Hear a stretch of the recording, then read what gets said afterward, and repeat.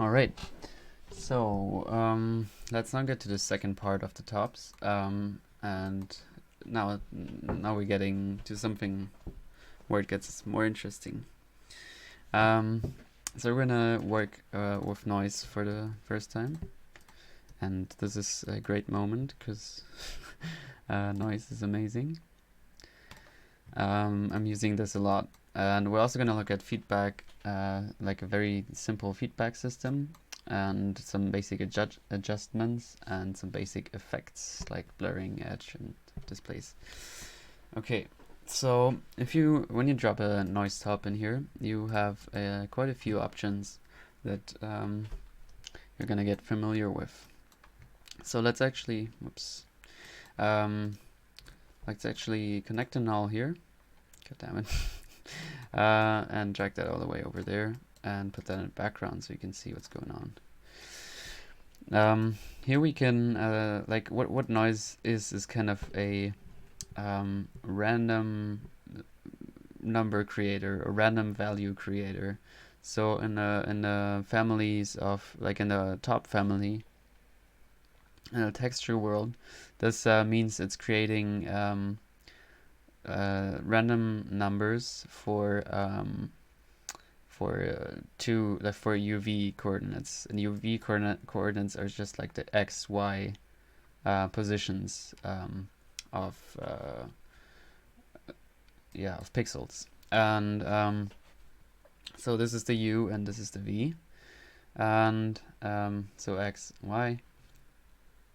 And noise is just creating like this random numbers, but like we can actually change this to random, and then it's like truly random, and you have this grain here, or if you change it to like simplex 3D again, there's a few other options here. These are just algorithms, and they're I can maybe show you this better by using a chop. So if we have random numbers here as well, so this then the algorithm just works like that you really just take a random, like a different number every time. So you really just yeah, so it's kind of arbitrary. These are pseudo random or like semi random, because they're still like based on an algorithm, and not truly random like you have in the outside world. What is truly random? Anyways, if you change this to sparse, for example, on the chop right now, then you can see what noise does is that for every sample, or pixel in this case, it takes into account the previous one. So it's not gonna, like, if it's if one sample is a 0.4, and then the next one isn't gonna be a 1 or a -1, because that would be too extreme. So it's either it's just gonna be slightly varying from that. So it's gonna be, like, of course, depending on your depending on your parameters, or like on your settings, basically, the amount of that changes. But technically, you're just like the number is just very slightly changed. So if we had 0.4, and then the next one is probably going to be something like 0.41, and then the next one 0.42, and then maybe again 0.41. So it's kind of this smoothing, and it looks very natural. It kind of looks like mountains. I'm really annoying myself by just zooming in and out completely all the time. So yeah, instead of just, as I said, random numbers where you just have this noise here, like this grain, you have like this smooth transition. So this is wonderful to work with. Generally, I very often just start with a noise and see where it gets from there. And you have a few things you can change here. So I can change this to maybe a 5, and then change the amplitude something like a bit higher. You can add harmonics. I'm not going to explain what all of these really mean. I haven't yet really read about that or anything. It's mostly just been trial and error, and just trying out, and then you'll see. So this almost looks like clouds, and generally noise can be used very nicely to create any kind of organic shapes. And yeah, if we add more harmonics, looks kind of cool. Can change something like the exponent here to, yeah, and you can see like this is just one operator. It's just a noise operator, and you can create so cool things with that. You can also, if you turn off monochrome, you now have this whole thing in color. So I just recommend dropping in a noise and start playing with all these parameters. That's already very fun.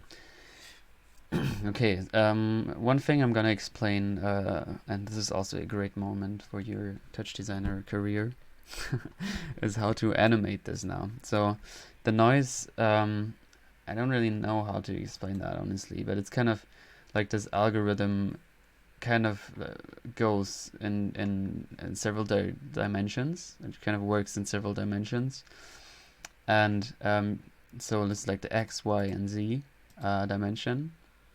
If you change this to 4D, you also have a fourth dimension here. So you can see it changes with that, and let's leave it at 3D for now. So we can now just change this from left to right, or from top to bottom, and then you can see it just kind of looks like clouds passing by. So let's actually animate that first. So to do that, we're just gonna drop a very simple Python, or like a very basic Python expression in here. So what we're gonna type in here is ABS time. So this is just the absolute time of the program, like since the program started. Now we put a dot here, and now we can either say frame or seconds, and I'm going to use seconds for this. And this is just taking now, if I just yeah, if it was a pause, so I had to play this. If I just type that in, as you can see here, there is a number, and this is just the seconds since the program has started. So now I can multiply this. So I can say times 0.2, for example, and now this goes a lot slower. So it's just passing from left to right there. And I can do the same. I can make it go the other direction by just putting a minus there, or I can just cut this and pass it here, and now it moves on the Y axis. What I can also do is just cut this and put it on the Z axis. And what happens now is that it's kind of, I'm gonna make this even slower. What it's doing now is that it's changing in the Z axis, but as you can see here on the top, you don't actually have a third dimension. You only have X and Y, so, or U and V, and the Z or Z dimension is like a third dimension that kind of changes the whole thing in a different way. I don't know how to explain that, but it doesn't just move it like up or down or like left or right. It really just completely changes it, so or moves it in a third dimension, you could say. So if I turn the harmonics down, change this as well, you can now see this nice pattern here that's just kind of evolving, and this is really, like, this is already, you can call this generative art, because you're using an algorithm to create a kind of artwork that's constantly changing, and that is based on a set of rules, and you never really know what the outcome is going to be like. You can also change the seed, so this is just kind of a different different algorithm it's based on, I'd say, or different version of the algorithm, or different base, something like that. So if you change that, like, it doesn't change any of the way it actually behaves. It just takes like a different base for lack of a better description. So yeah, that's kind of it for noise. Really, as I said, just try it out and have some fun with it. I'm gonna do some feedback stuff now. So Maybe we're just gonna, let's just incorporate what we've learned so far to this. So I'm gonna add a composite here and use a circle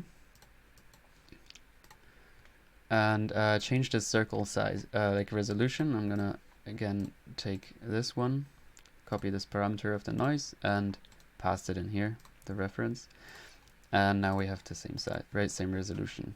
So I'm gonna make this smaller, and then I'm gonna put that in here. So now it's multiplying that, and so I'm gonna make this a bit like the period a bit smaller. So now we have the noise only inside of the circle. I can change the softness a bit, maybe something like that. And also I want the background to be black. I always just do that. So I like insert a transform here at the end, and then I turn this alpha channel up to 1 and turn the comp over background color on. All right, so let's say I want to I want to create a feedback loop. So I'm going to do that. The thing is, I'm going to just start with a feedback. Like with the middle mouse, I'm clicking in here and then adding a feedback here.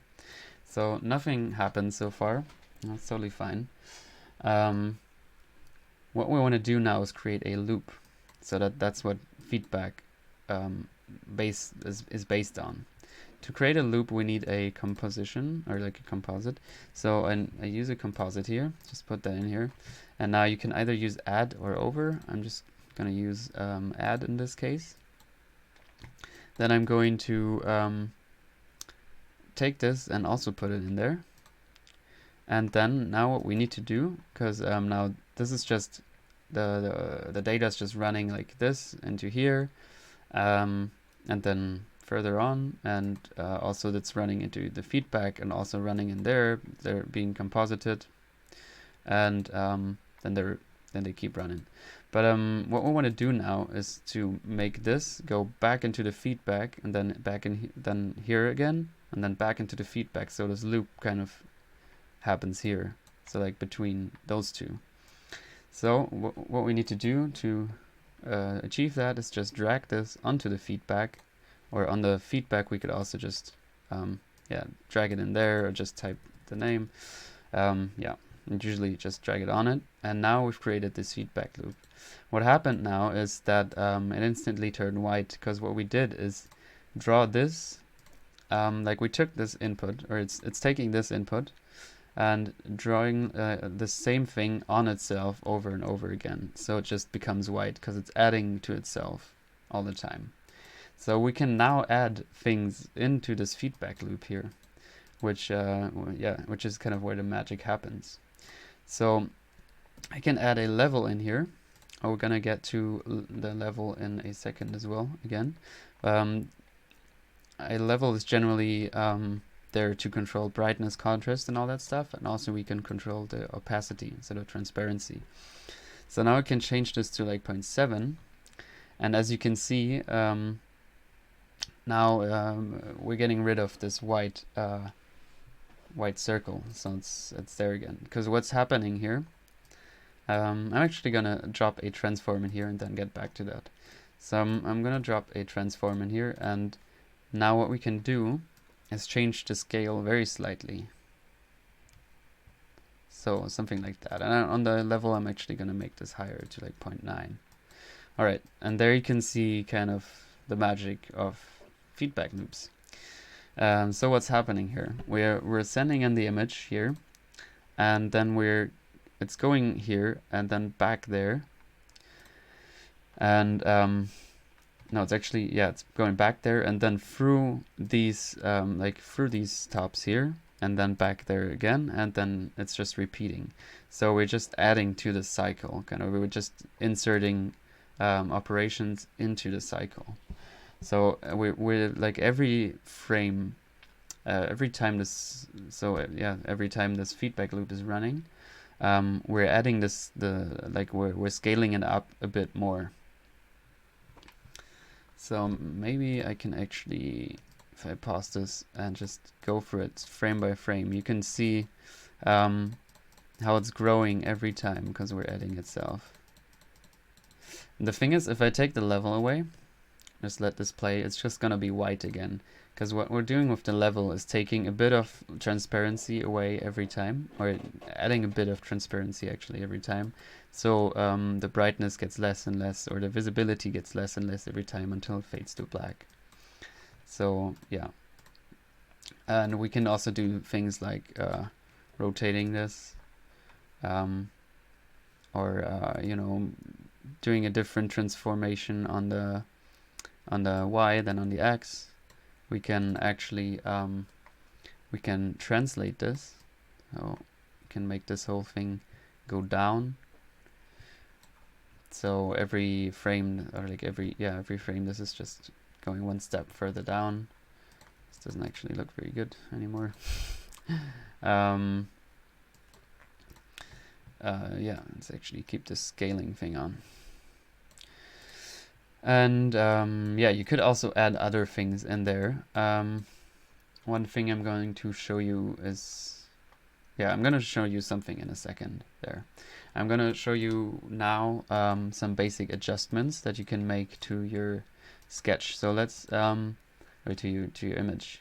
So let's change this to color, and I'm going to go to the feedback and click on pulse, so it's being reset. That wasn't actually necessary. Anyways, because if this is running constantly, at some point you might want to press pulse to just start the loop again. So now we have this colorful bright thing there. Now we might want to adjust that. So we have two main options to kind of adjust this. So first, we might want to add some controls for the color. So we can do that with the HSV as adjust. So hue, saturation, value, adjust, and we can just add that in there. Now we have a few options with like changing the hue. We can change the hue here, or just make the saturation like be a bit less, and also some other options here that you can just play with. That I'm not gonna get into now, but it's really I'm using this mostly, and also this. So that's how you can very simply control the color. And another thing is I'm gonna insert a level here again. So a level, as I said, is responsible for anything brightness, gamma, contrast, and you can set some ranges there. You can also invert the image, so now it looks like that. You can increase the black level, you can change the brightness, gamma, contrast, you know, all of that. As I just showed you, you can change the opacity. You can also change the specific channels, like the color channels. So I can, yeah, you can just mess with these to also change the colors actually. So the HSV adjust isn't the only thing that can where you can change the colors. You can also use the level to change the colors a bit. This is a bit simpler, I guess. Yeah. So I don't think you'll need these for now. All right. So I'm gonna now show you. This is quite a long video already, I think. I'm gonna now show you some basic effects that you can make or achieve. So I'm going to delete this and this because we're not going to need that. The first one is a simple blur. So I'm going to take this away again and add a blur here instead. Or actually, before that, let's start simple. So I'm going to add a rectangle. Just change this to a bit higher, just for the example, and add a blur to this. So at the beginning it doesn't look like much happened, but you can change the filter size here to be something higher, and as you can see, the edges are being blurred. Now you can also change the pre-shrink just step by step, and this also greatly increases the blur. And you can change the sample step as well. Again, just play with these, see what happens. You can also just change the blur on the horizontal or on the vertical. You can also change the type of blur you want to use. So it's again the type of algorithm, I guess. So that's quite straightforward. I guess, you know, blurring from other software as well. You can also add that into the feedback loop. So I can just add a blur here and now change the filter size. So now it kind of, and the pre-shrink quite a bit. And now it really looks like it's glowing, like in a different way than before. Yeah, so much about blur. You also have Luma blur, but I'm actually not gonna get into that. So you can actually, yeah, no, whatever. Let's do that in another video. We also have edge. So I'm just gonna add an edge here.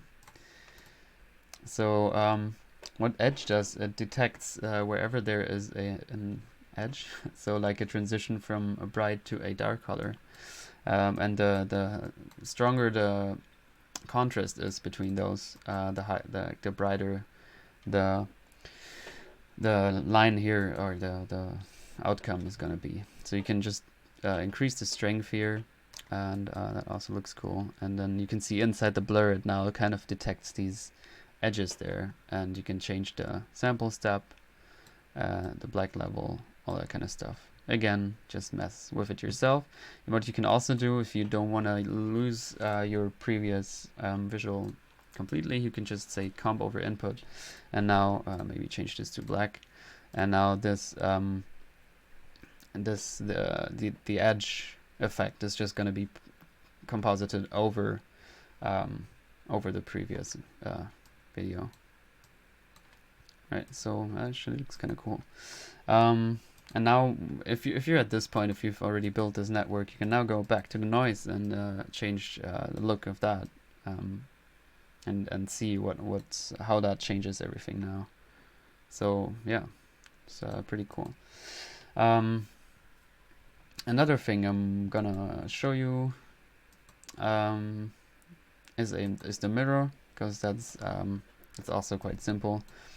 For the mirror, let's actually make this circle a bit bigger, so like 0.2, and now let's drop a mirror top in here.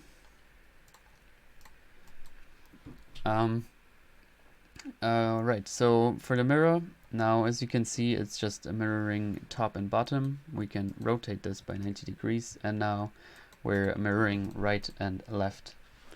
And you can flip this. You can also, yeah, kind of weird how that behaves. Yeah, so you can also, change the pivot actually. No, don't actually change the pivot. Anyways, because this is just kind of the center where it's gonna like mirror the image. Anyways, you can just flip this. Yeah, I'm kind of done at this point. Yeah, I think one last thing that I'm not gonna explain deeply, but it's really something that I personally think is so much fun to play with that I think I'm gonna just show you already. I'm gonna leave this away again, or like delete it, and insert a Displace. And that's gonna be the last thing we're gonna be looking at now. So the Displace top, it's also something that is there in the sample file that when you open the program. So what this does, it takes one input, so like in the source image, and uses another image to displace this. And what that means you'll see in a second. So I'm actually just gonna copy and paste this, and drop that in there. So first, this is kind of weird, because the settings here are very high. So I'm going to change the source midpoint both to 0, and the Displace weight on the y-axis also to 0, and this one to like 0.1. Or then what we can do now is just drag this, and what you can see now. So this is just, I don't actually know how to say this other than this is displacing the other image, but so it's kind of just taking a part of one image and putting it, like kind of slightly changing their positions, or like changing their positions based on how strong you set this. So a cool trick always is to just displace the image by itself, so everything just kind of is being shifted. Yeah, I don't know how to explain this.